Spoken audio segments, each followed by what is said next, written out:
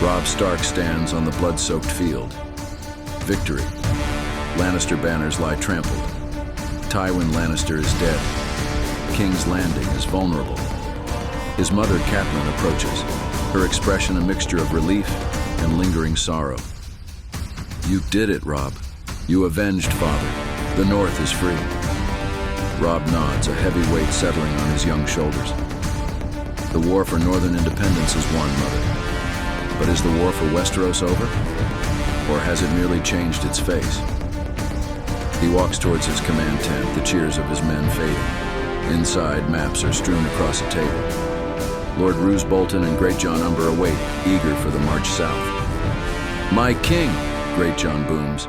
We ride for King's Landing at dawn. We'll hang Joffrey's head from the gates. Bolton, ever calm, adds, the city is in chaos. Stannis Baratheon is weakened. The Tyrells will likely sue for peace or an alliance. The throne is yours for the taking, your grace. Robb looks at the map, his finger tracing the King's Road. Taking the Iron Throne means ruling the Seven Kingdoms. A task my father never wanted, a task that consumed him. He pauses. A raven arrived this morning, not from a rival lord, but from King's Landing. From Varys, the master of whisperers. Catelyn gasps. Varys? What could he possibly want? Robb unfolds a small, tightly sealed scroll. He offers no congratulations, no terms of surrender. He offers a warning. His voice drops. He claims Tywin Lannister, for all his cunning, was but a pawn in a larger game. That the chaos of this war, the fall of houses, the death of kings, was orchestrated. Orchestrated by whom? Bolton asks, his usually impassive face showing a flicker of surprise. Robb's eyes harden. By someone who thrives in chaos, someone who climbs a ladder made of it. Peter Baelish, Littlefinger. The name hangs heavy in the air. Catelyn remembers Littlefinger's betrayal in King's Landing. Littlefinger? He wanted father dead, yes, but to orchestrate the entire war? Varys claims Littlefinger manipulated Lysa Arryn into poisoning her husband Jon Arryn and blaming the Lannisters, igniting the spark. He fanned the flames between Stark and Lannister. His spies are everywhere. With the Lannisters gone and Stannis weakened, he intended to install an easy-to-control king, perhaps even Joffrey if he could control him through the Tyrells, or another candidate entirely, someone indebted to him. My victory, a decisive Stark victory, was not in his calculations.